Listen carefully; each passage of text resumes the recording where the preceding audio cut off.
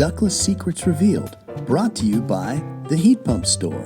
Ductless heat pumps are highly sophisticated, computer-controlled technology. Just like your PC or Wi-Fi router, you may need to occasionally reset it. Here's how to reset your system. First, turn power off using your remote.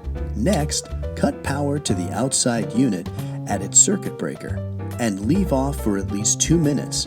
This will return the system to factory default settings.